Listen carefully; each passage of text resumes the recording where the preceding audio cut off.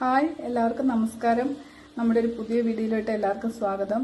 ഇന്ന് നമ്മൾ ഉണ്ടാക്കാൻ പോകുന്ന ഒരു ബീറ്റ്റൂട്ട് തോരനാണ്. അതിന് വേണ്ടിയിട്ട് ഞാനൊരു മീഡിയം സൈസ് ബീറ്റ്റൂട്ട് തൊലി കളഞ്ഞ് 4 കഷ്ണങ്ങളാക്കി ഇവിടെ വെച്ചിട്ടുണ്ട്. ഞാനത് അരിയുന്നത് എങ്ങനെയാണെന്ന് വെച്ചാൽ അത് ചോപ്പറിൻ്റെ ഉള്ളിലിട്ടാണ് അരിയുന്നത്. അതായത്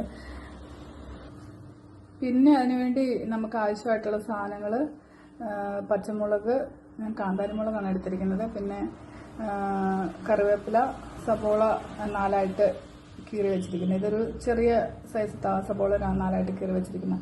ഇതും ഞാൻ ചോപ്പറിലിട്ടാണ് അരിയുന്നത്, അതുകൊണ്ടാണ് ഞാൻ ഇങ്ങനെ 4 കഷ്ണങ്ങളായിട്ട് വെച്ചിരിക്കുന്നത്. പിന്നെ നമുക്ക് വേണ്ടതാണ് തേങ്ങ ചിരകിയത്. അത് ഞാൻ അരമുറിയിൽ താഴെ തേങ്ങ ചിരകി എടുത്ത് വെച്ചിട്ടുണ്ട്. പിന്നെ വേണ്ടത് ആവശ്യത്തിന് ഉപ്പ്. ഇത്രയും സാധനങ്ങളാണ് നമുക്ക് ബീറ്റ്റൂട്ട് തോരൻ ഉണ്ടാക്കാൻ വേണ്ടിയിട്ട് ആവശ്യമുള്ളത്. നമ്മൾ ഈ ചോപ്പറിൻ്റെ അകത്ത് അരിയുമ്പോൾ എന്താണെന്ന് വെച്ചാൽ നമുക്ക് ഒത്തിരി സമയ ലാഭം കിട്ടും കേട്ടോ. ഞാൻ ഒരുമാതിരിയുള്ള എല്ലാ സാധനങ്ങളും ചോപ്പറിൻ്റെ അകത്ത് അരിയുണ്ട്. നന്നായിട്ട് നമ്മൾ കത്തികൊണ്ട് അരിയുന്നത് പോലെ തന്നെ നല്ലപോലെ കിട്ടും, അല്ലെങ്കിൽ അതിൽ കൂടുതലായിട്ട് നല്ലപോലെ കിട്ടുകയും ചെയ്യും. നമുക്ക് ടൈം ഒത്തിരി ലാഭിക്കാനും പറ്റും. ഇത് ഞാൻ ഇപ്പം ഇതിൻ്റെ അകത്ത് ഇട്ടിരിക്കുന്നത് കാന്താരിമുളക്, പിന്നെ സവാള, പിന്നെ കറിവേപ്പില, ഇത് മൂന്നുമാണ് ഞാൻ ഇട്ടിരിക്കുന്നത്. ഇനി ഞാൻ ഈ ചോപ്പർ ജസ്റ്റ് ഒന്ന് ഓൺ ചെയ്ത് ക്രഷ് ചെയ്തെടുക്കുകയാണത്.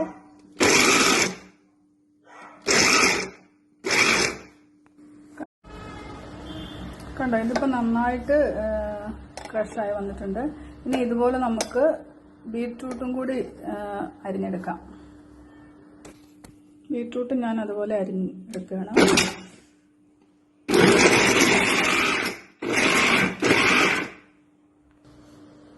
അങ്ങനെ ഞാൻ ബീറ്റ്റൂട്ടും അരിഞ്ഞ് റെഡിയാക്കി വെച്ചിട്ടുണ്ട്. ഇനി നമുക്കത് തോരൻ വയ്ക്കാം. അതിനായിട്ട് ഞാനൊരു പാൻ അടുപ്പിൽ വെച്ചിട്ടുണ്ട്. നമുക്ക് അതിലോട്ട് കുറച്ച് വെളിച്ചെണ്ണ ഒഴിച്ചു കൊടുക്കാം.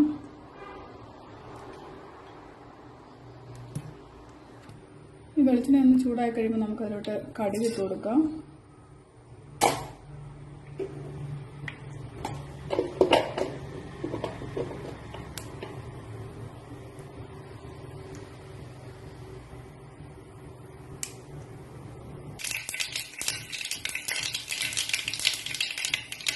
ഇനി കടുക് പൊട്ടിക്കഴിയുമ്പോൾ നമുക്ക് അരിഞ്ഞു വെച്ചിരിക്കുന്ന സവോള അതെല്ലാം കൂടി നമുക്ക് ചേർത്ത് കൊടുക്കാം.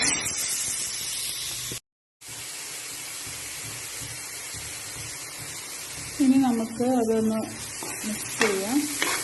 ജസ്റ്റ് ഒത്തിരി കളറൊന്നും മാറണ്ട, ജസ്റ്റ് ഒന്ന് വഴറ്റുക.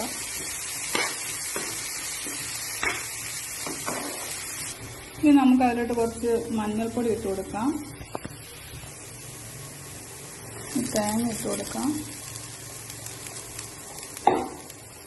ഇനി ആവശ്യത്തിന് ഉപ്പിട്ട് കൊടുക്കാം. എല്ലാം കൂടി ഒന്ന് ഇളക്കി യോജിപ്പിക്കുക. പിന്നെ നമുക്കത് കഴിഞ്ഞ് ബീറ്റ്റൂട്ട് ഇട്ട് കൊടുക്കാം. ഞാൻ ബീറ്റ്റൂട്ട് ഇടാൻ പോവാണ് അതിലോട്ട്.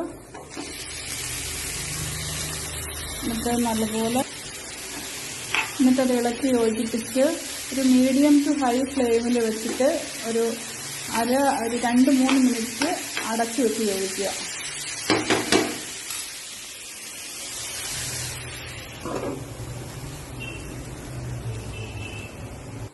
ഏകദേശം 2 മിനിറ്റ് ആയിട്ടുണ്ട്. നമുക്ക് തുറന്നു നോക്കാം.